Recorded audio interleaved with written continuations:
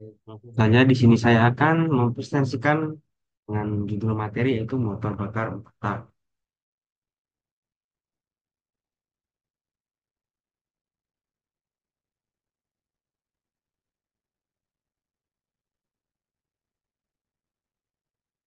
Motor bakar adalah mesin yang mengubah energi dari bahan bakar menjadi energi mekanik yang digunakan untuk menggerakkan kendaraan atau alat lainnya.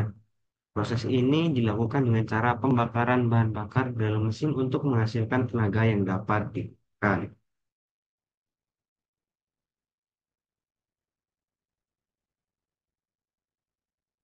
Motor bakar empat tak adalah jenis motor bakar yang di dalamnya bekerja melalui empat langkah atau tahapan dalam satu siklus kerja untuk menghasilkan sebuah tenaga.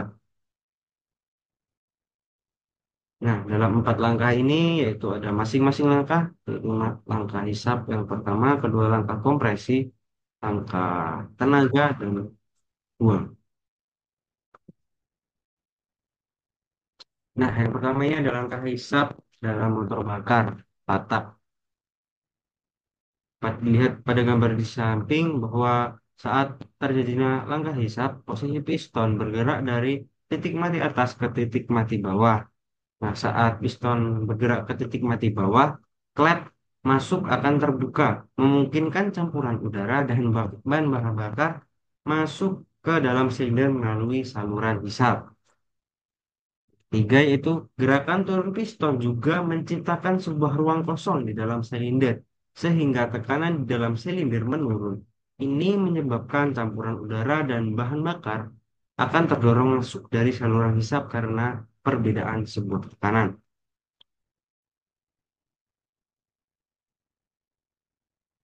Nah, selanjutnya yaitu pada saat proses hisap, klep buang tetap tertutup agar tidak ada gas yang keluar sehingga memaksimalkan udara yang dihisap. Akhir dari langkah hisap, ketika piston mencapai titik mati bawah, klep masuk mulai menutup dan langkah hisap selesai. Nah, berikutnya ada langkah kompresi.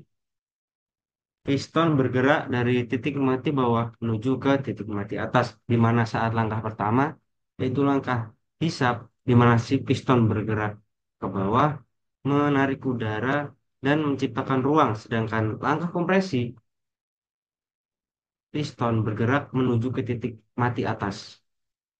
Dapat dilihat pada gambar, di langkah kedua, piston akan naik dan klep masuk dan klep terbuang tertutup. Di situ terjadinya kompresi campuran antara bahan bakar dan udara.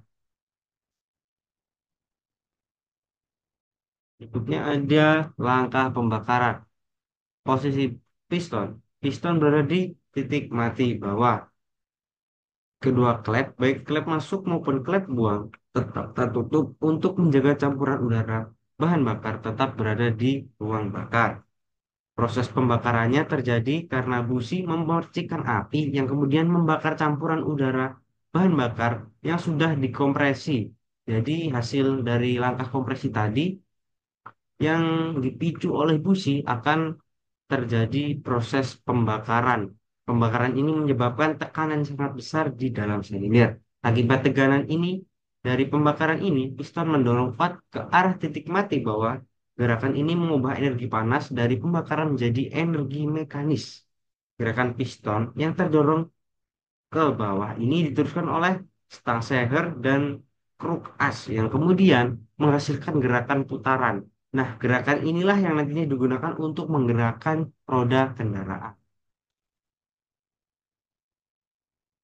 Yang terakhir yaitu langkah buang. Pada saat langkah buang, piston bergerak dari titik mati bawah kembali menuju ke titik mati atas. Nah, klep buang terbuka. Sementara klep masuk tetap tertutup. Tujuan dari terbukanya klep buang yaitu agar membuang gas sisa pembakaran saat piston bergerak naik, gas sisa hasil pembakaran yang masih berada di dalam silinder didorong keluar melalui saluran buang atau biasanya disebut melalui knalpot. Nah, akhir langkah buang setelah piston mencapai titik mati atas, gas buang telah sepenuhnya keluar dari silinder. Klep buang kembali menutup untuk memulai siklus berikutnya. Jadi setelah langkah buang di mana piston dari titik mati bawah ke titik mati atas mendorong dan membuang gas sisa bahan bakar, maka siklus akan terulang kembali ke siklus hisap, kompresi, pembakaran, dan buang. Selanjutnya ada beberapa komponen-komponen motor bakar empat tak. Yang pertama itu ada klep masuk atau hisap. Nah, klep masuk ini berfungsi untuk mengontrol aliran campuran udara dan bahan bakar ke dalam ruang bakar saat fase hisap. Yang kedua ada oh, jadi operasi klep masuk ini ketika klep terbuka, campuran udara dan bahan bakar itu masuk ke dalam silinder. Biasanya klep ini nih dioperasikan oleh cam com camshaft yang berputar yang memicu buka tutupnya klep melalui batang penghubung. Yang kedua ada penutup klep. Nah, fungsi dari penutup klep sendiri yaitu menutup bagian atas mesin tempat klep berada, melindungi komponen di dalamnya dari debu dan kotoran, serta menahan tekanan dalam ruang bakar. Desainnya ini biasanya terbuat dari bahan yang tahan panas dan korosi, seperti aluminium atau panduan logam lainnya. Penutup ini juga dilengkapi dengan gasket untuk memastikan agar tetap kedap udara. Selanjutnya itu ada saluran hisap. Nah, fungsi saluran hisap ini adalah jalur yang mengarahkan campuran udara dan bahan bakar dari luar ke dalam silinder. Selanjutnya ada blok silinder. Blok silinder ini merupakan komponen utama mesin yang menjadi tempat tinggal bagi silinder di mana proses pembakaran berlangsung. Nah, jadi blok silinder ini sangat penting karena dia merupakan komponen utama terjadinya proses pembakaran yaitu dalam blok silinder. Selanjutnya ada pendingin silinder. Nah, pendingin silinder sendiri berfungsi untuk menjaga suhu mesin agar tetap dalam batas aman. Jika suhunya terlalu tinggi dapat merusak komponen di dalam mesin tersebut. Berikutnya ada wadah oli. Nah, fungsi dari wadah oli atau bak oli ini tempat menyimpan oli mesin. Oli ini penting untuk pelumasan komponen bergerak di dalam mesin. Contohnya seperti bergeraknya piston naik turun itu.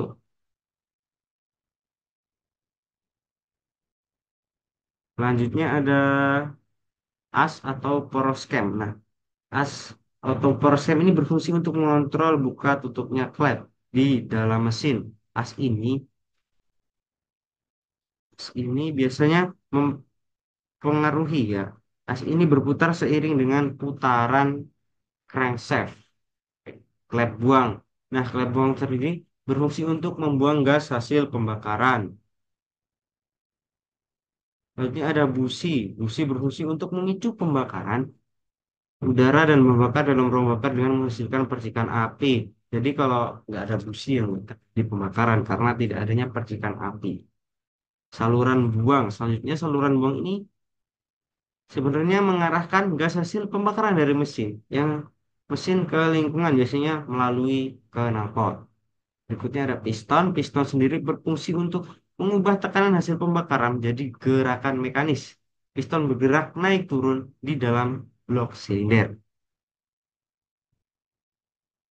Stang seher. Nah, stang seher ini menghubungkan piston dengan kruk as. Ia mentransfer gerakan linear piston menjadi gerakan putar di dalam di kruk as.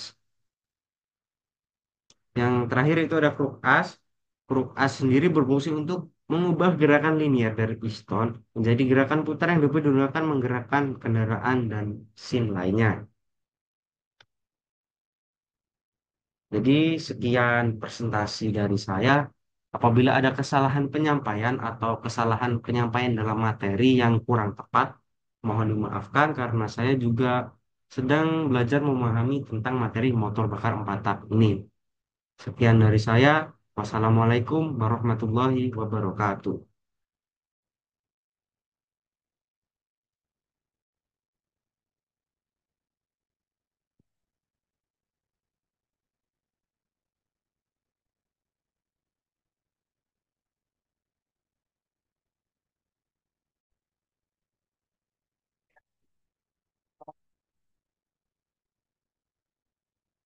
Assalamualaikum warahmatullahi wabarakatuh.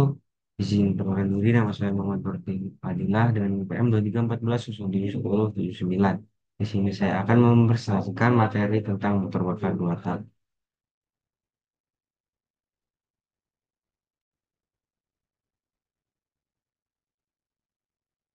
Oke, motor bakar adalah mesin yang mengubah energi kimia dari bahan bakar menjadi energi mekanik melalui proses pembakaran.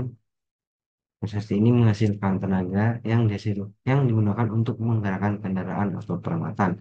Nah, ada juga ini perbedaan antara motor dua tak dan empat tak. Yang membedakan yaitu motor dua tak ini melengkapi satu siklus pembakaran dalam dua langkah piston gerakan naik turun. Jadi, satu siklus pembakaran dalam motor dua tak ini terjadi dua kali, sedangkan motor empat tak memerlukan empat langkah piston untuk menyelesaikan satu siklus pembakaran, yaitu ada langkah hisap, kompresi, pembakaran, dan pembuangan.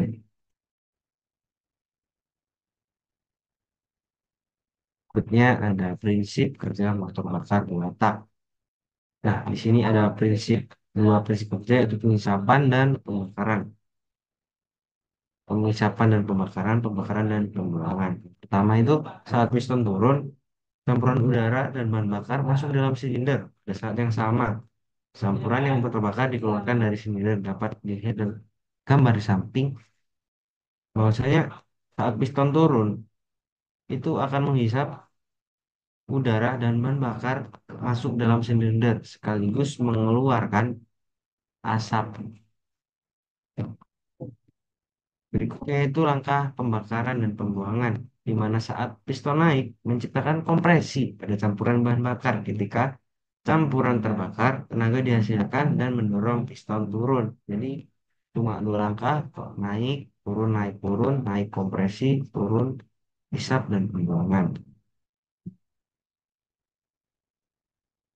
Nah, berikutnya ada beberapa komponen utama di motor bakar dua tak. Yang pertama itu piston. Nah, piston ini merupakan komponen yang bergerak naik turun di dalam silinder mesin. Gerakan ini dikonversi menjadi gerakan putar untuk menggerakkan crankshaft. Nah, crankshaft sendiri atau force engkol ini adalah komponen yang mengubah gerakan naik turun piston menjadi gerakan putar. Kemudian digunakan untuk menggerakkan roda atau bagian lain dari mesin. Jadi, yang menggerakkan mesin atau roda itu crankshaft itu atau force engkol. Selanjutnya ada silinder. Silinder itu ruang di mana piston bergerak. Silinder berfungsi sebagai tempat pembakaran campuran udara dan bahan bakar. Jadi terjadinya proses pembakaran, penghisapan, dan semuanya itu terjadi di dalam blok silinder. Berarti ada keran udara. Nah, keran udara ini alat yang mengontrol aliran udara dalam sistem. Nah, biasanya juga pada mesin yang menggunakan udara bertekanan untuk operasi semesti mesin dua tak ini. Jadi kan udara ini mengontrol aliran udara saat masuk dan ya terbuka dan tertutup. Untuk spark plug sendiri atau busi merupakan komponen yang menghasilkan percikan api untuk menyalakan campuran dan udara dan membakar dalam ruang bakar mesin. Jadi saat langkah kompresi, busi itu akan memercikan api dan menyebabkan terjadinya pembakaran.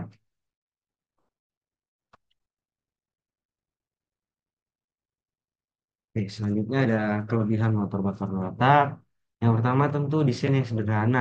Nah, motor bakar watak ini memiliki desain yang lebih sedikit komponen dibandingkan motor bakar watak, sehingga beratnya yang lebih ringan juga cocok untuk aplikasi di mana berat menjadi faktor penting. Jadi, dua tak ini mesinnya lebih simpel, yang pasti komponen-komponennya lebih sedikit dibandingkan motor empat tak. Nah, daya yang dihasilkan dari mesin dua tak ini meskipun kecil, ringan, tapi memberikan lebih banyak tenaga dengan ukuran yang lebih kecil. Terus ada biaya produksi yang lebih rendah juga, umumnya lebih murah dan untuk diproduksi. Tentunya ada beberapa kekurangan motor bakar dua tak. Nah, pertama itu efisiensi bahan bakar yang lebih rendah. Jadi motor bakar dua tak ini membutuhkan lebih banyak bahan bakar untuk menghasilkan daya yang sama. Untuk emisi gas buang juga, motor bakar dua tak ini lebih tinggi dibandingkan motor bakar empat tak. menghasilkan lebih banyak polutan akibat proses pembakarannya.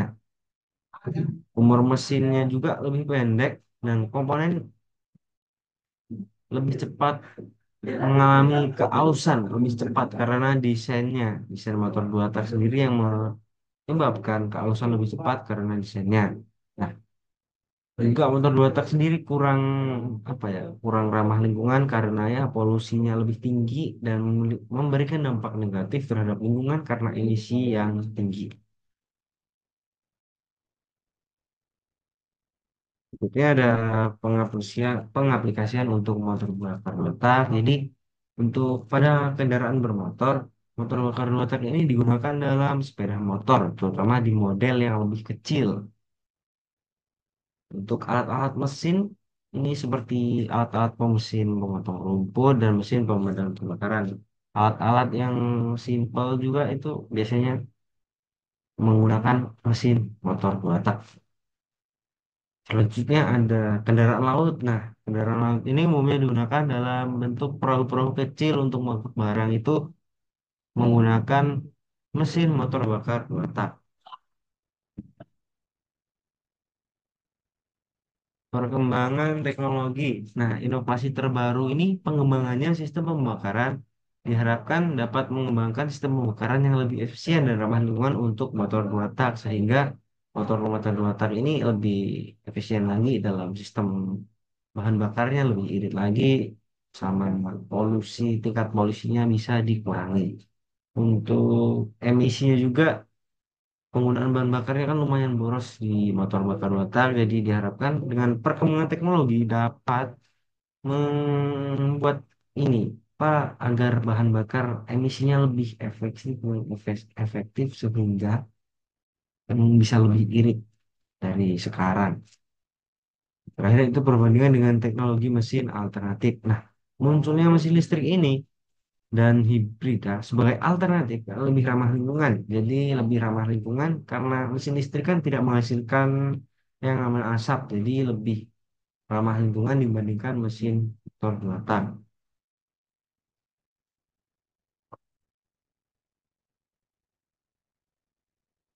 Nah, sekian presentasi dari saya. Apabila ada salah kata, salah penyampaian materi atau materi yang kurang tepat yang saya sampaikan, saya mohon maaf sebesar-besarnya. Di sini saya juga masih belajar memahami materi tentang motor bakar dua tak. Ini mohon dimaklumi, saya akhiri. Assalamualaikum warahmatullahi wabarakatuh.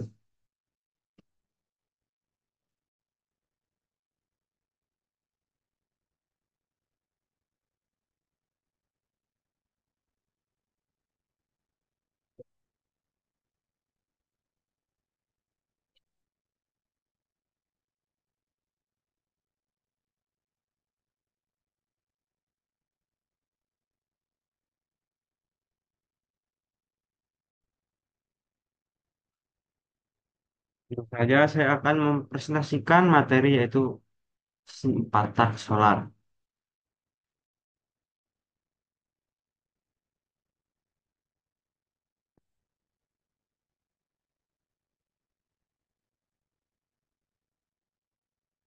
Pertama, mesin empat tak solar adalah jenis mesin pembakaran dalam yang menggunakan bahan bakar diesel dan memiliki siklus kerja yang terdiri dari empat langkah hisap, kompresi, pembakaran, dan buang.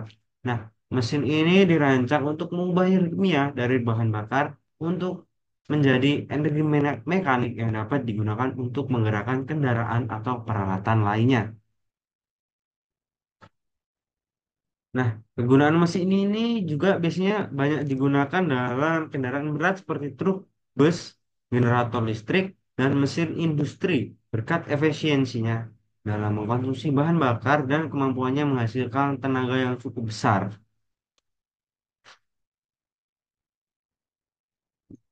Selanjutnya ada prinsip kerja motor bakar empat tak diesel. Nah, prinsip kerjanya tidak jauh beda dari mesin bakar motor empat tak yang lainnya. Yang pertama itu terjadi langkah hisap di mana piston bergerak ke bawah menciptakan ruang hampa di dalam silinder. Nah, udara dari luar akan masuk ke dalam silinder melalui katup hisap yang terbuka. Saat piston bergerak ke bawah, maka katup akan terbuka dan udara akan masuk ke dalam ruang silinder. Nah, yang kedua, langkah kompresi di mana setelah langkah hisap di mana piston ke bawah, piston akan naik dan bergerak ke atas menutup katup hisap dan mengkompresi udara yang ada di dalam silinder hingga mencapai suhu yang sangat tinggi, kisaran 500 sampai 700 derajat Celcius dan tekanan tinggi sekitar 30 bar. Nah, setelah langkah kompresi akan terjadinya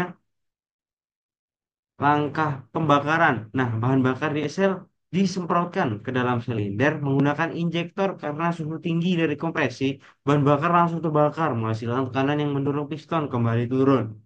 Piston bergerak ke bawah dan membuka katup buang, mengeluarkan gas hasil pembakaran dari silinder. Selanjutnya ada komponen utama empat tak solar, mesin empat tak solar. Yang pertama ada silinder, yaitu ruang tempat terjadinya proses pembakaran dari kompresi. Mesin silinder sendiri dapat mempengaruhi performa mesin, tergantung desain, jadi sesuai keinginan atau sesuai kebutuhan.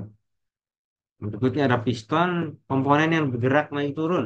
Akibat tekanan gas bertanggung jawab untuk menghasilkan tenaga mekanik. Jadi piston ini salah satu komponen yang paling penting lah di dalam kerja sebuah mesin. Berikutnya ada injektor. Injektor itu alat yang menyemprotkan bahan bakar diesel dengan presisi yang sangat tinggi ke dalam silinder pada waktu yang tepat untuk memaksimalkan pembakaran. Jadi kerjanya itu kayak semprotan minyak wangi, dia menyemprotkan bahan bakar langsung dan langsung dibakar. Berikutnya ada crankshaft yang mengubah gerakan linear piston menjadi gerakan rotasi. Ini adalah komponen yang kunci dalam sistem penggerak. Bisa dijadikan mesin yang bergerak atau roda kendaraan bergerak itu karena crankshaft. Turbocharge. Turbocharge ini meningkatkan efisiensi sebuah mesin dengan memanfaatkan gas buang untuk mengkompresi udara yang masuk, meningkatkan jumlah oksigen dan tenaga yang dihasilkan. Nah, kelebihan mesin patah solar sendiri, yang pertama tentunya efisiensi bahan bakarnya. Mesin ini menggunakan bahan bakar diesel yang memiliki densitas energi lebih tinggi sehingga lebih efisien dalam menghasilkan tenaga. Terus torsi mesin yang tinggi, mesin empat tak solar dapat menghasilkan torsi yang lebih tinggi pada RPM rendah yang membuatnya lebih ideal untuk kendaraan berat yang memerlukan daya tarik kuat. Jadi meskipun torsinya yang lebih tinggi pada RPM rendah menghasilkan tenaga yang besar karena biasanya empat tak ini digunakan pada ya yang seperti saya jelaskan tadi traktor dengan mesin-mesin industri lainnya. Umur panjang. Nah, jadi maksud umur panjang ini desain dan bahan yang digunakan pada mesin ini cenderung lebih tahan lama dibandingkan mesin lain. Istilahnya lebih awet bahan apa mesin tatak solar ini. Nah, lebih ramah lingkungan juga, mesin ini menghasilkan emisi gas buang yang lebih bersih, jadi lebih efisien meskipun masih memerlukan perhatian pada pengendalian emisi. Nah, kekurangan mesin empat tak solar juga memiliki beberapa kekurangan. Yang paling menonjol tentunya saja mesin empat tak ini cenderung lebih besar dan berat yang mungkin menjadi kendala dalam pengaplikasian tertentu. Jadi karena ukurannya yang sangat besar, mungkin kurang efisien atau ya cenderung menjadi kendala dalam kalau mau diaplikasiin di sebuah mesin tertentu. Dan biaya perawatan juga lumayan juga. Perawatan mesin diesel nih bisa lebih mahal dan beberapa suka cenderung mungkin sulit ditemukan. Karena besar ukuran mesin juga itu mempengaruhi biaya perawatan. Kebisingan. Nah, mesin diesel sendiri cenderung menghasilkan suara yang lebih bising dibandingkan mesin bensin. Responsivitas mesin ini mungkin kurang responsif pada putaran tinggi dibandingkan mesin-mesin yang lebih cocok untuk performa cepat.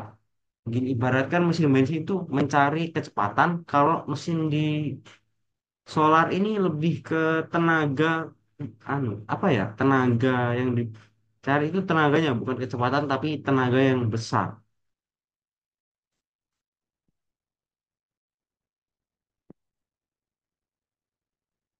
Nah, pengaplikasian mesin Patak solar pada kendaraan berat sendiri seperti truk, bus, dan kendaraan niaga lainnya yang memerlukan tenaga besar untuk mengangkut beban yang berat. Begini, generator sendiri digunakan sebagai sumber listrik cadangan di lokasi terpencil atau dalam aplikasi industri. Pada alat berat digunakan dalam konstruksi seperti ekskavator, bulldozer, dan memerlukan tenaga tinggi dan torsi. Yang mesin-mesin yang memerlukan tenaga tinggi dan torsi. Dalam pertanian, traktor contohnya dan peralatan-peralatan yang membutuhkan tenaga pengolahan tanah. Jadi seperti traktor itu kan membutuhkan tenaga yang tinggi. Jadi mesin empat tak solar ini sangat cocok lah istilahnya dengan traktor. Selanjutnya, nah perbandingan dengan mesin empat tak bensin. Jadi dapat dilihat pada tabel yang ada di slide bahwasanya tercantum mesin empat tak solar, mesin empat tak bensin. Di mana perbandingan? Yang pertama ada aspek pada bahan bakar yang digunakan diesel, yaitu mesin patak solar, mesin patak mesin tentunya bensin. Bensinnya dari patak solar sendiri lebih efisien dalam konsumsi bahan bakar. Kalau yang patak mesin umumnya kurang efisien. Torsi tinggi pada RPM rendah, sedangkan mesin bensin torsinya lebih rendah pada RPM tinggi. Emisinya juga patak solar lebih rendah dibandingkan batak bensin. Ukuran ukuran mesin batak solar cenderung lebih besar dan berat. Kalau batak bensin lebih kecil dan ringan. Untuk biayanya lebih rendah dalam jangka panjang. Kalau batak bensin bisa lebih tinggi tergantung penggunaan. Jadi untuk biaya itu tergantung masing-masing penggunaan mesin. Baik, terima kasih. Sekian presentasi dari saya. Apabila ada kesalahan kata ataupun dalam penyampaian yang kurang tepat, saya minta maaf. Saya akhiri. Assalamualaikum warahmatullahi wabarakatuh.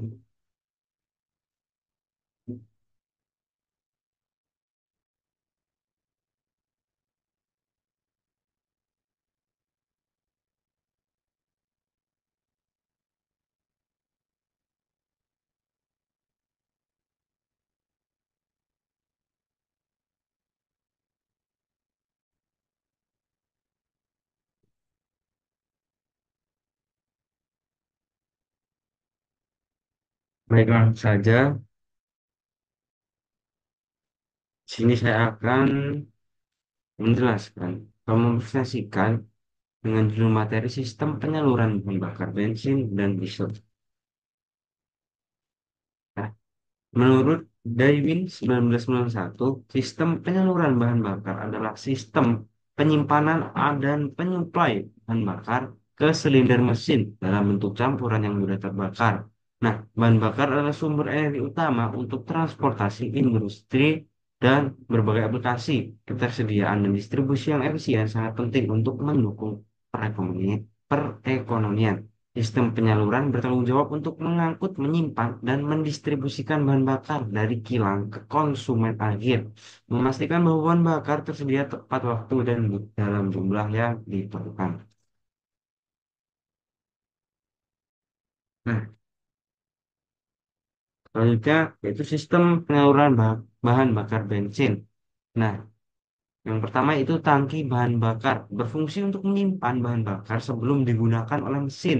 Nah, desain tangki ini biasanya terbuat dari logam atau plastik yang dirancang untuk menahan bahan bakar dengan aman, seringkali dilengkapi dengan ventilasi untuk mencegah tekanan berlebihan.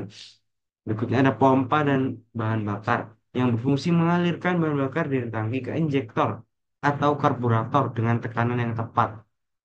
Terdapat pompa bahan bakar listrik umumnya digunakan dalam mesin bensin dan pompa mekanis ring digunakan pada mesin diesel. Pompa harus mampu bekerja dalam kondisi keras dan seringkali berfungsi dengan baik pada sudut kemiringan yang berbeda saat mesin beroperasi di lapangan.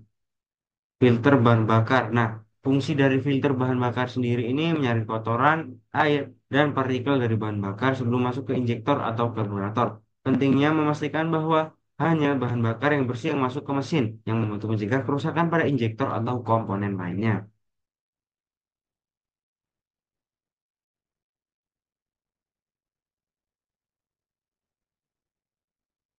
Berikutnya yaitu saluran bahan bakar, yaitu berfungsi menyalurkan bahan bakar dari tangki ke pompa dan dari pompa ke injektor atau karburator.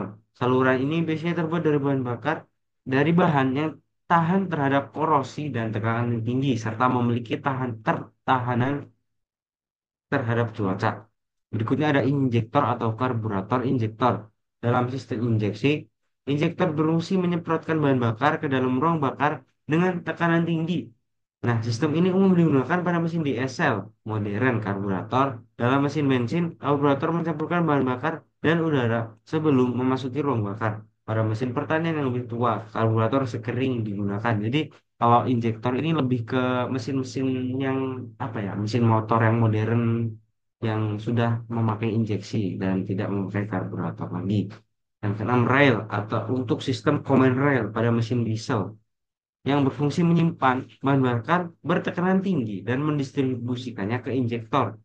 Nah, desainnya sendiri, rail ini dirancang untuk menahan tekanan tinggi dan biasanya terbuat dari bahan yang kuat.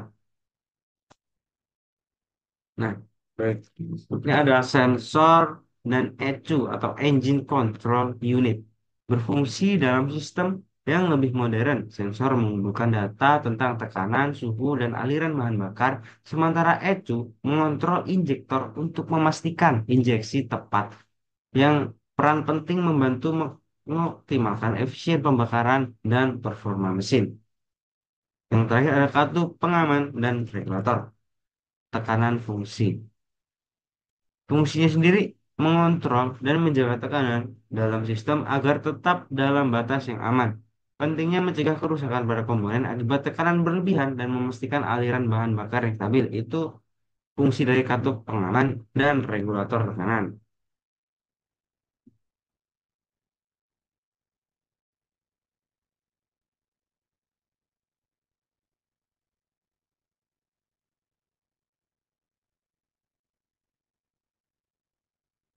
Selanjutnya itu ada sistem penyaluran bahan bakar diesel. Jadi yang tadi itu sistem penyaluran bahan bakar bensin, kalau yang sekarang bahan bakar diesel. Nah, yang pertama, tangki bahan bakar ini berfungsi menyimpan bahan bakar diesel yang akan digunakan oleh mesin. Jadi kurang lebih sama saja untuk tangki bahan bakar.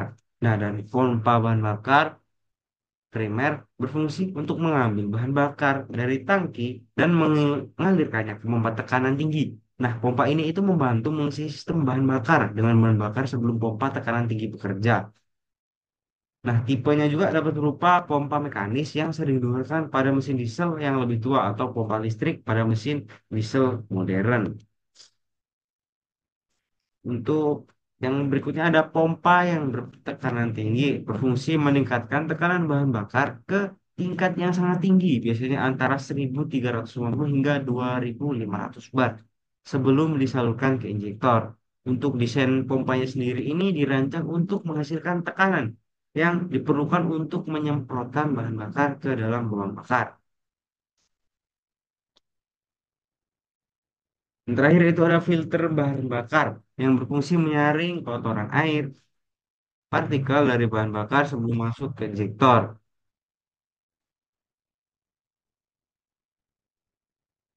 Yang berikutnya ada rail bahan bakar atau untuk sistem command rail. Fungsinya menyimpan bahan bakar bertekanan tinggi dan mendistribusikannya ke injektor. Nah, desain rail ini harus mampu menahan tekanan tinggi dan biasanya terbuat dari bahan yang kuat untuk mencegah kebocoran karena menyimpan bahan bakar bertekanan tinggi dan mendistribusikannya ke injektor memerlukan komponen-komponen atau bahan-bahan yang kuat untuk mampu berfungsi dengan baik. Kemudian ada injektor, fungsinya sendiri menyemprotkan bahan bakar diesel ke dalam ruang bakar dengan tekanan tinggi. Beroperasinya sendiri, injektor dapat melakukan beberapa tahap injeksi, pre-injection, main injection, dan post-injection untuk meningkatkan efisiensi pembakaran dan mengurangi emisi. Selanjutnya ada sensor dan ECU, Engine Control Unit. Berfungsi juga untuk sensor pengelola data tentang tekanan, suhu, dan aliran bahan bakar. Sementara ECU mengontrol injektor untuk memastikan injeksi yang tepat. Ini sendiri berperan penting untuk membantu mengoptimalkan efisiensi pembakaran dan kinerja mesin serta mengatur waktu injeksi. Selanjutnya itu ada regulator tekanan dan katup pengaman. Berfungsi untuk mengontrol dan menjaga tekanan dalam sistem agar tetap dalam batas yang aman. Mencegah kerusakan pada komponen akibat tekanan berlebih.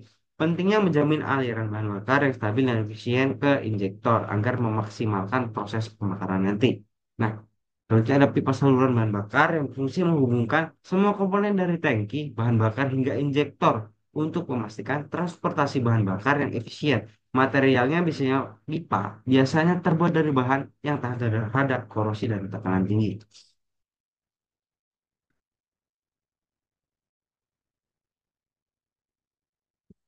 Nah, selanjutnya ada cara kerja sistem pengeluaran bahan bakar.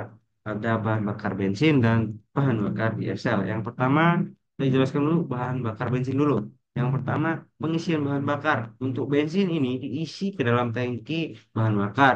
Kedua, pompa bahan bakar menarik bensin dari tangki mengalirkan ke sistem dengan tekanan yang tepat.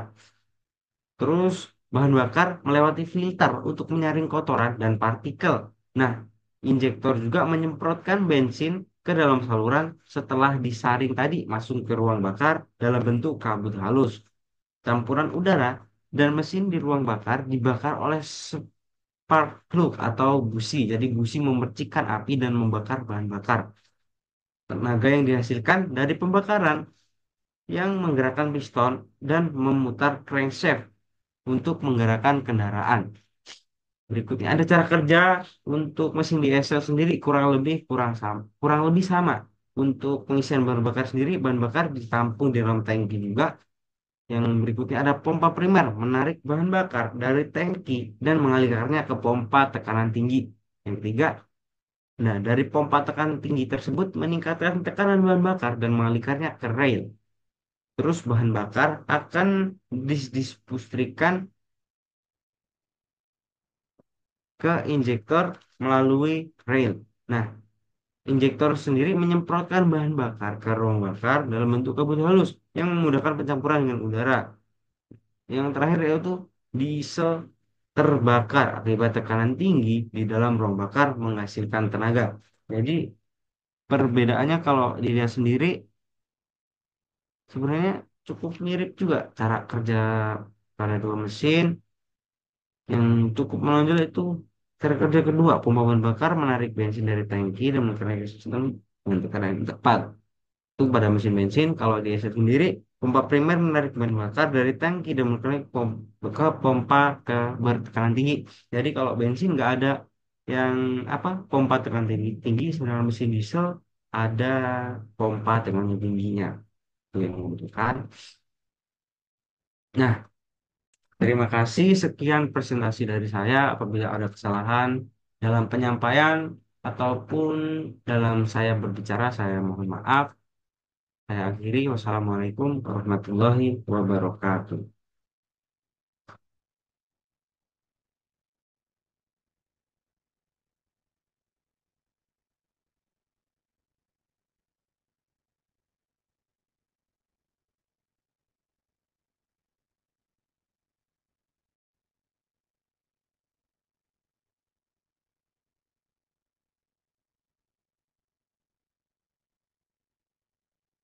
Baik, assalamualaikum warahmatullahi wabarakatuh. Perkenalkan nama saya Muhammad Farid Fadilah dengan NPM 2314071079. Di sini saya akan mempresentasikan materi tentang sistem kelistrikan dan pendinginan pada motor bakar. Nah, sistem kelistrikan dan pendinginan pada motor bakar merupakan dua komponen krusial yang mendukung performa dan kendaraan mesin motor bakar yang banyak digunakan dalam berbagai aplikasi seperti kendaraan bermotor, mesin industri, dan pembangkit listrik memerlukan sistem yang efektif untuk memastikan kinerjanya optimal. Sistem kelistrikan sendiri berfungsi untuk memicu proses pembakaran, menyediakan energi listrik dan mengontrol berbagai komponen mesin. Tanpa sistem kelistrikan yang baik, mesin tidak akan mampu beroperasi dengan efisien, sehingga dapat mengakibatkan performa yang menurun dan konsumsi bahan bakar yang tidak efisien.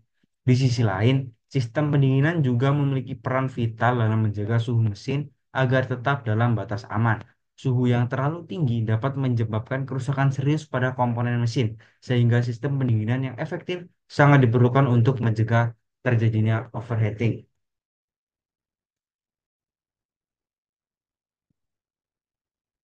Nah, sistem kelistrikan sendiri berfungsi menyediakan dan mengelola semua aliran listrik dalam kendaraan. Ini mencakup pengapian, penerangan, dan aksesoris. Jika sistem ini gagal, kendaraan bisa tidak menyala atau berfungsi dengan baik. Jadi, fungsi sistem kelistrikan ini juga sangat vital dalam suatu kendaraan motor. Berikutnya ada beberapa komponen utama dalam sistem kelistrikan. Yang pertama itu aki baterai. Aki atau baterai. Aki sendiri menyimpan energi dalam bentuk listrik.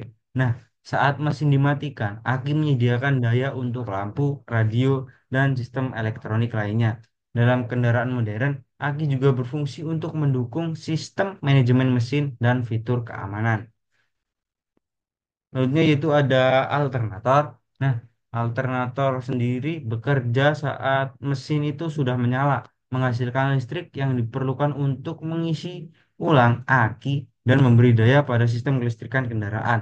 Alternator juga penting untuk mengurangi beban pada aki saat mesin sedang beroperasi.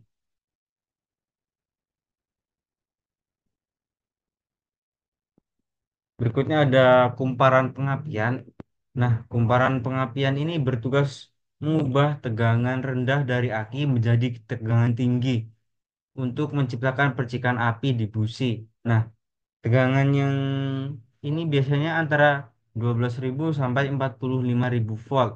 Nah, proses ini sangat krusial untuk memulai pembakaran atau saat mesin pertama kali hidup. Berikutnya ada saklar dan kabel. Saklar sendiri mengontrol aliran listrik ke komponen, sedangkan kabel sendiri menghubungkan semua bagian sistem kelistrikan. Kualitas dan kondisi kabel sangat penting untuk menjaga kebocoran arus dan kerusakan komponen. Jadi, fungsi dari kabel ini penting di sistem kelistrikan motor bakar karena kabel sendiri yang mengalirkan semua atau yang menghubungkan antara komponen satu dan komponen lain dalam sistem kelistrikan pada motor yaitu kabel.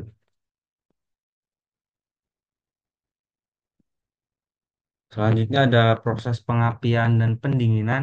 Nah, pada proses pengapian, ketika kunci kontak dihidupkan, aki akan mengalirkan listrik ke kumparan pengapian. Nah, kumparan pengapian ini meningkatkan tegangan dan mengalirkannya ke busi, sehingga busi mengeluarkan percikan api yang membakar campuran udara dan bahan bakar di dalam ruang bakar.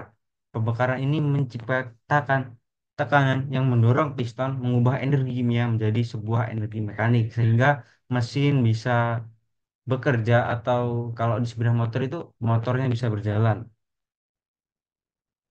Sistem pendinginan pada motor bakar sendiri berfungsi fungsinya yaitu mesin ini menghasilkan panas kan. Mesin pada motor ini menghasilkan panas akibat gesekan dan proses pembakaran. Nah, jika ini tidak dikelola dengan baik, suhu mesin dapat meningkat secara berbahaya. Nah, sistem pendingin ini bertugas menyerap, mengalirkan, dan membuang panas dari mesin, menjaga suhu tetap dalam rentang aman untuk kinerja yang optimal. Nah, berikutnya ada komponen utama dari sistem pendinginan. Yang pertama itu air radiator. Air radiator ini merupakan komponen utama yang menghilangkan panas dari cairan pendinginan. Saat cairan panas masuk ke dalam radiator, aliran udara itu akan melewati sirip-sirip radiator dan membantu menurunkan suhu sebelum cairan kembali ke mesin. Jadi, saat air ini sudah menyerap melewati proses dan menyerap suhu panas mesin, air ini akan kembali ke radiator untuk didinginkan kembali dan dialirkan lagi untuk menyerap mesin lagi dan dikembalikan ke radiator lagi dan berputar secara ulang terus-menerus. Berikutnya ada pompa pendingin. Nah, pompa ini berfungsi untuk mendorong cairan pendingin melalui sistem. Ini memastikan cairan bergerak secara terus-menerus, mengambil panas dari mesin dan mengalirkannya ke radiator. Seperti yang saya jelaskan sebelumnya, bahwasanya air radiator ini, di radiator ini mendinginkan air radiator yang apa ya, mengambil, jadi air ini kan mengambil panas dari mesin, terus ditempatkan di tempat radiator atau air radiator sendiri. Nah, terus dibantu dengan udara agar air itu dingin kembali, terus diputar lagi ke mesin menyerap panas lagi, diputar ke radiator lagi, didinginkan lagi. Jadi seperti itu terus-menerus. Selanjutnya ada termos sendiri mengatur suhu cairan pendingin dengan membuka dan menutup jalur aliran berdasarkan suhu mesin. Jika suhu terlalu tinggi, termos ini membuka untuk mempercepat aliran cairan pendingan dan sebaliknya. Nah, siklus pendinginan, proses pendinginan dimulai saat cairan pendinginan bersirkulasi melalui mesin menyerap panas. Setelah panas itu diserap, cairan akan mengalir ke radiator, di mana ia mendinginkan dengan bantuan aliran udara.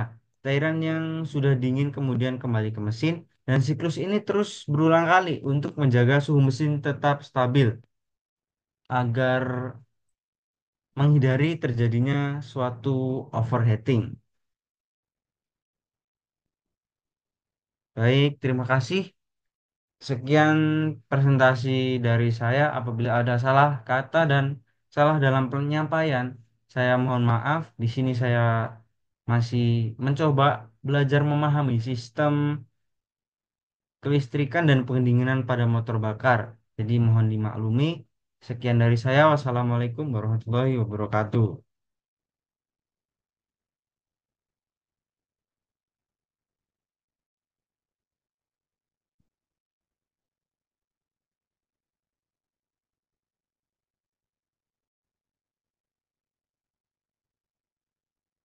Baik, Assalamualaikum warahmatullahi wabarakatuh.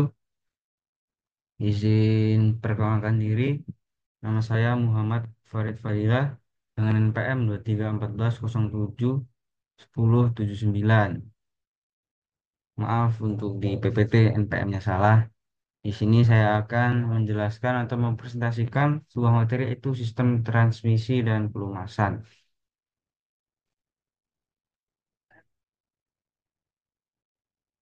Nah, pengertian dari sistem transmisi sendiri, sistem transmisi ini merupakan jembatan penghubung antara mesin dan roda kendaraan. Nah, fungsinya adalah untuk mengubah tenaga yang dihasilkan mesin menjadi gerakan yang dapat digunakan untuk menggerakkan kendaraan. Untuk pelumasan sendiri, pelumasan adalah proses penting yang menjaga agar komponen mesin dan transmisi berfungsi dengan baik. Tanpa pelumasan, gerakan antara komponen dapat menyebabkan kerusakan parah. Seperti gesekan-gesekan itu, kalau nggak dikasih sebuah pelumas, dia akan menggesek terus-menerus dan menyebabkan kerusakan pada komponen-komponen mesin tersebut. Nah, hubungan antara kedua sistem ini saling terkait. Sistem transmisi yang baik memerlukan pelumasan yang efektif agar dapat beroperasi secara efisien. Sebaliknya, pelumasan yang buruk dapat menyebabkan masalah pada transmisi. Jadi, kedua sistem ini nih saling berkaitan satu sama lain.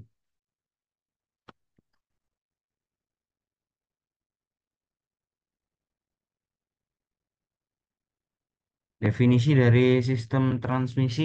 Transmisi adalah perangkat yang mengalihkan tenaga dari mesin ke roda, memungkinkan kendaraan beroperasi pada berbagai kecepatan dan torsi. Nah, adapun beberapa jenis-jenis mesin transmisi. Yang pertama adalah transmisi manual. Nah, pengemudi mengubah gigi secara manual memberikan kontrol penuh. Meskipun membutuhkan keterampilan lebih, ini seringkali lebih efisien dalam penggunaan bahan bakar.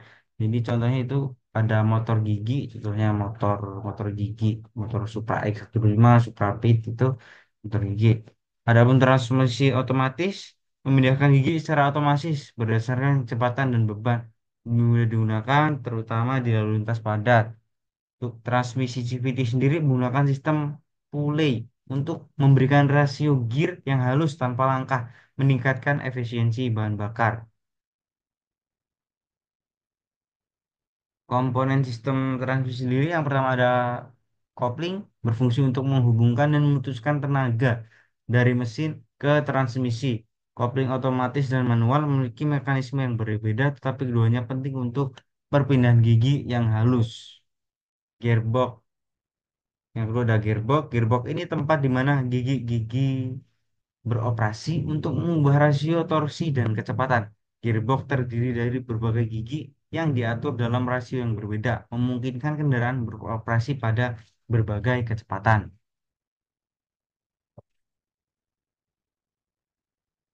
Shaft, shaft, poros yang mentransmisikan tenaga dari gearbox ke roda. Nah, shaft ini harus kuat dan ringan untuk mengurangi beban pada transmisi. Diferensial. Nah, komponen diferensial yang memungkinkan roda kiri dan kanan berputar pada kecepatan yang berbeda saat berbelok. Ini mengurangi gesekan dan meningkatkan stabilitas.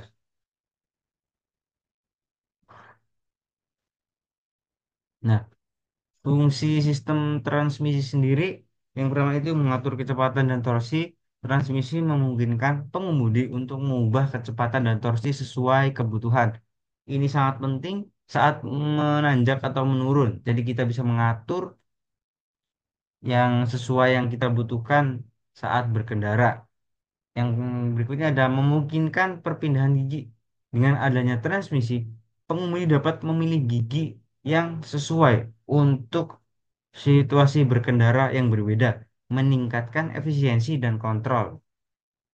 Menyediakan yang berikutnya adalah menyediakan kontrol dalam berkendara. Nah, transmisi sendiri memberikan pengemudi kesempatan untuk mengontrol kecepatan dan akselerasi, meningkatkan pengalaman berkendara dan keselamatan tentunya.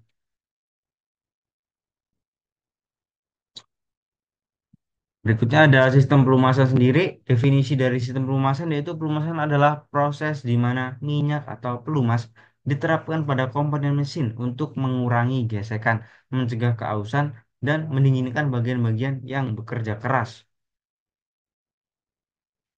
Contohnya itu gesekan pada piston yang diberi pelumas oli.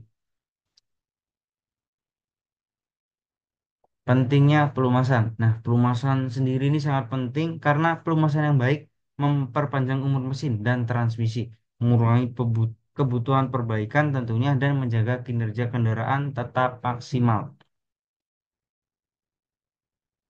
Jenis-jenis pelumasan yang pertama ada minyak pelumas atau oil digunakan untuk mesin dan transmisi. Minyak pelumas sendiri mengandung adiktif untuk meningkatkan sifat-sifat fisik dan kimianya, seperti ketahanan terhadap oksidasi dan pengendalian suhu.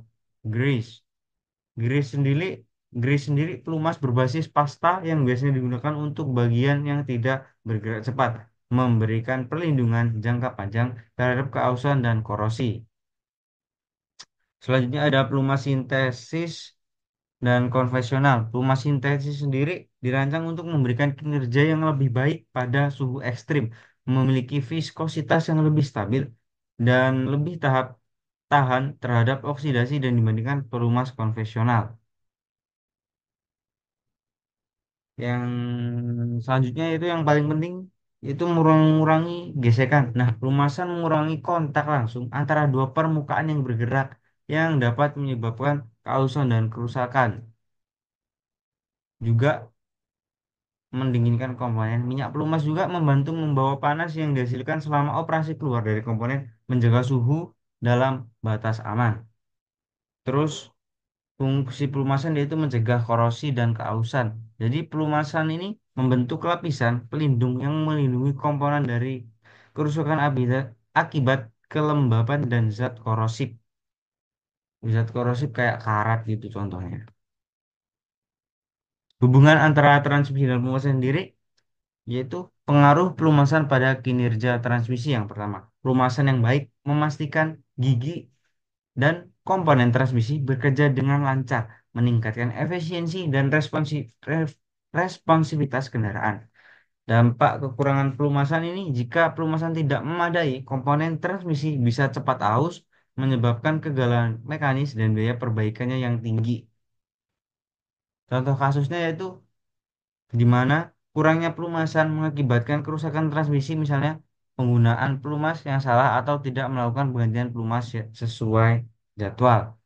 Jadi pelumasan sendiri ini cukup penting dalam bekerjanya mesin, yaitu menjaga mesin tetap dalam kondisi baik. Pelumasan yang baik memastikan bahwa komponen transmisi bekerja dengan lancar. Jadi dengan apa ya, sistem pelumasan yang baik, maka mesin juga akan tahan lama dan menghindari kerusakan-kerusakan yang tidak perlu. Nah, ada juga cara pemeliharaan sistem pelumasan dan transmisi. Nah, pemeliharaan sistemnya itu yaitu rutin memeriksa dan mengganti pelumas. Anjurkan pengemudi untuk memberikan level pelumas secara berkala dan menggantinya sesuai dengan rekomendasi pabrikan. Biasanya setiap 5.000 sampai 10.000 kilometer. Tanda-tanda masalah pada transmisi yaitu suaranya berisik, getaran berlebihan, atau kesulitan dalam perpindahan gigi. Dapat menunjukkan adanya masalah pada sistem transmisi tersebut. Tips untuk menjaga kinerjanya yaitu gunakan pelumas berkualitas tinggi yang direkomendasikan oleh pabrikan dan lakukan servis secara berkala untuk menjaga performa kendaraan. Nah, baik, terima kasih. Sekian presentasi atau penjelasan dari saya tentang materi transmisi dan pelumasan. Jika ada salah kata atau salah dalam penyampaian, saya mohon maaf. Dan saya akhiri. Wassalamualaikum warahmatullahi wabarakatuh.